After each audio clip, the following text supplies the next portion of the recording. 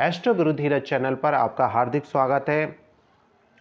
यहाँ आज मैं होली पर किए जाने वाले प्रयोग और टोटकों के बारे में आपको बताने जा रहा हूँ, जिससे आपका जीवन सुख और समृद्धि से भरपूर हो। यहाँ पर सारे प्रयोग बताने से पहले मैं आपके लिए स्पष्ट कर देना चाहता हूँ कि होली का दहन फाल्गुन शुक्ल पक्ष की पूर्णिमा मतलब 13 मार्च को ही होगा। 13 मार्च को ही होली का दहन है, 14 मार्च को होली नहीं है। ये बात मैं स्पष्ट कर देना चाहता हूँ। दूसरा, मैं एक बात और स्पष्ट कर देना चाहता हूं कि कुछ लोगों को चंद्र ग्रहण को लेकर के भ्रांतियां बनी हुई हैं। तो इस दिन चंद्र ग्रहण नहीं है, मतलब भारत में दिखाई नहीं देगा। चंद्र ग्रहण तो होगा लेकिन भारत में दिखाई नहीं देगा। यह दक्षिण अमेरिका, यूरोप, अफ्रीका आदि देशों में दिखाई देगा। तो भारत में इसका सूतक वगैरह या चंद्र ग्रहण को मानने की कोई आवश्यकता नहीं है।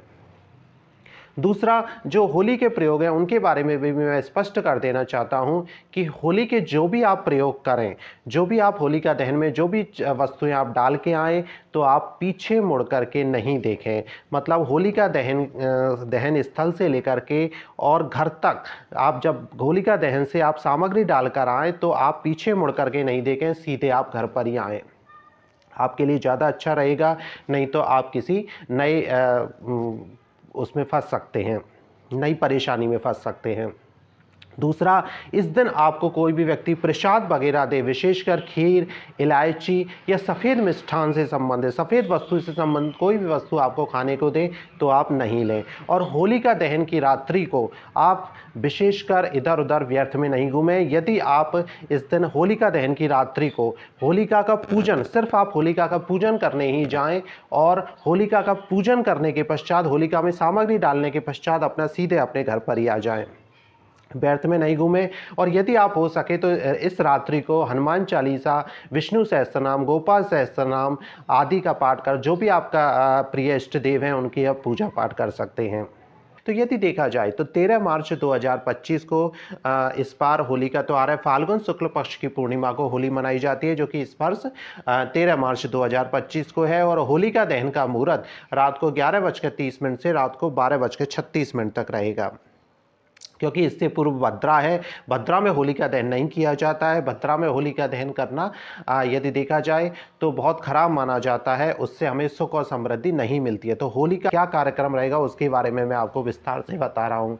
तो सुबह आप नहा धो करके तैयार हो जाइए और जो भी आप नित्य का पूजा पाठ करने के पश्चात आप अपने कुल देवता या कुल देवी का स्मरण कर सकते हैं। और उनके, यदि उनका मंदिर पास में है तो आप वहां जा सकते हैं तेल का, लेकिन आपको उनके नाम का, यदि आप नहीं जानते हैं तो घी का दीपक ही उनके नाम का लगाइए। उसके पश्चात आप हनुमान जी को इस दिन चोला चढ़ा सकते हैं, उनको सिंदूर चढ़ा सकते हैं, उनको चमेली का तेल का दीपक लगा सकते हैं। हनुमान चालीसा, और वहीं आपको हनुमान चालीसा, बजरंग बाण और सुंदरकांड का पाठ करना चाहिए। यदि आप ये करने के पश्चात आप पितरों का स्मरण कीजिए और पितरों के नाम का यदि आप दीपक लगा सकते हैं या उनके नाम से आप कुछ भी भोग वगैरह, जो भी है आपके पितर हैं, देवता हैं, उनके नाम का भोग आप अवश्य अर्पित करें। उसके पश्चात शाम को आप जो है अपने लिए जो भी आपकी मनोकामना है उसके लिए विभिन्न टोटके वगैरह जो भी है, पूजा पाठ वगैरह कर सकते हैं। तो यहाँ पर मैं बता देता हूँ कि आपको किस उद्देश्य के लिए क्या सामग्री, कौन सी मनोकामना के लिए कौन सी सामग्री का प्रयोग करना चाहिए। तो यहाँ पर यदि आप अच्छे स्वास्थ्य प्राप्त करना चाहते हैं तो पहले से ही आप काले तिल का दिन में आप काले तिल का इंतजाम कर लीजिए। काला तिल एक मुट्ठी ले करके और अपने सिर पर से क्लॉकवाइज घुमा करके और आप होलिका की अग्नि में समर्पित कर दें।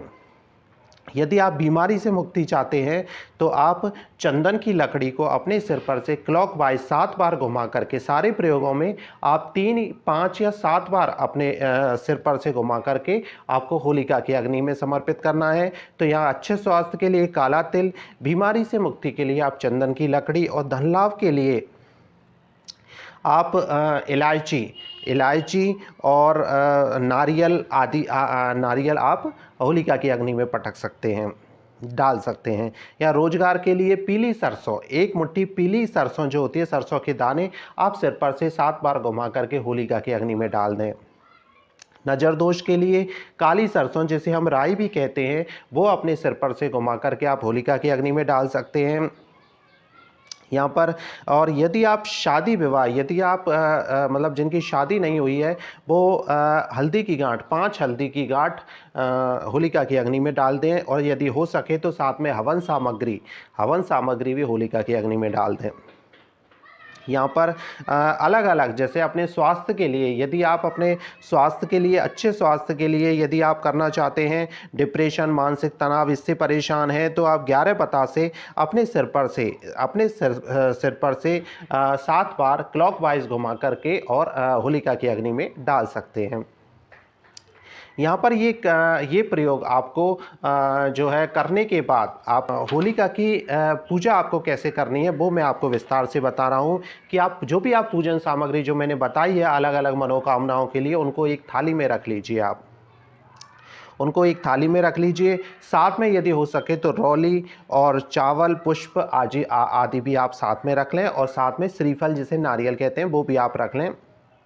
तो यहाँ पर एक थाली में समस्त सामग्री को आप जमा लीजिए, और उसमें साथ में एक जल का लोटा भी रख लें, और पूजा के स्थान पर जो होलिका जहाँ दहन हो रहा है आपके आसपास मोहल्ले में, वहाँ पहुँच जाइए। और उसके पश्चात आप जल, पुष्प और अक्षत लेकर के और स्मरण कीजिए, अपने नाम का स्मरण कीजिए, अपने गोत्र का स्मरण कीजिए, और अपनी मनोकामना का उच्चारण कीजिए। मन ही मन में आप मनोकामना का उच्चारण कीजिए और बोलिए कि मैं प्रहलाद जी, हे प्रहलाद जी, मैं अपनी मनोकामना, हे नरसिंह भगवान, मैं अपनी मनोकामना का स्मरण करके यहाँ पर आया हूँ, मेरी मनोकामना को पूरा कीजिए, और मैं आज यहाँ पर ये सामग्री अर्पित कर रहा हूँ, मेरी इस मनोकामना को पूरे कीजिए। जो भी आपकी अच्छा स्वास्थ्य, जो भी आपकी नौकरी, आपकी विवाह आदि के लिए आपकी जो भी अलग अलग मनोकामनाएं हैं वो आप बोल सकते हैं।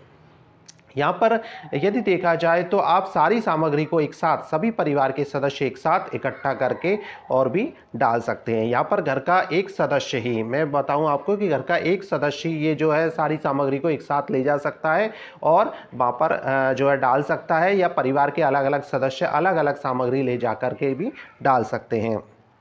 तो सर्वप्रथम आप वहाँ पर या वहाँ पहुँच करके गणेश और अम्बा माता का स्मरण कीजिए और उनके नाम का जल छोड़ दीजिए। उनके नाम का एक रौली का टीका आप अग्नि को ही समर्पित कर दें। उसके पश्चात आप नरसिंह भगवान का स्मरण कीजिए और नरसिंह भगवान को जल छोड़िए और उनका भी पूजन कीजिए।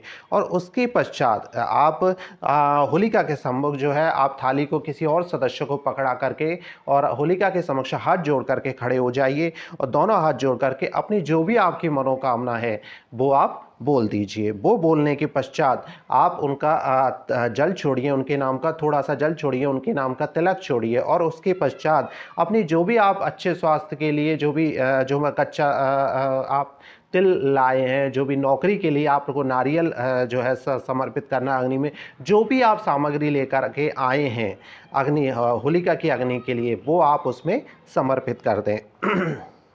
यहाँ पर अपनी मनोकामना को जरूर बोलें, और उसके पश्चात होली की 3 या 5 परिक्रमा करने के साथ साथ आप जल का लोटा, आप जल वहाँ पर छोड़ दीजिए और हाथ जोड़ करके अपनी मनोकामनाओं का स्मरण करके और आप घर आ जाएं। और घर आएँ तो सबसे पहले ये कि आप पीछे मुड़ करके नहीं देखें। जो आप वहाँ से चल देते हैं तो आप सीधे घर पहुँच करके और घर पहुँच जाएं। और अगले दिन, होली की अगले दिन जब राख ठंडी हो जाए तो आप उसको छान करके उस राख को आप भर लाइए उसको, और उसको आप ताबीज में भर सकते हैं। उस राख को आप घर के चारों कोनों में, यदि आपके घर पर कोई नज़र दोष है तो आप घर के चारों कोनों में उसको छिड़क सकते हैं। यदि आपकी दुकान में बरकत नहीं है, यदि आपकी दुकान में नज़र आदि का दोष है तो आप अपनी दुकान के चारों कोनों में उसको छिड़क सकते हैं। यदि आप अपने परिवार के स्वास्थ्य लाभ के लिए करना चाहते हैं तो सबके लिए एक छोटा छोटा ताबीज आप ले आइए पहले से ही, और उसमें होलिका की राख की जो भस्म है, राख है, उसको छोटा सा भर करके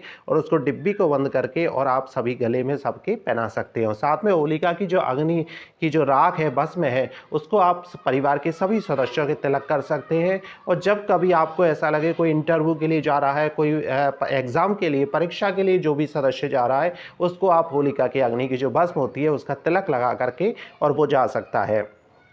आपको होलिका के पर्व की बहुत बहुत शुभकामनाएं।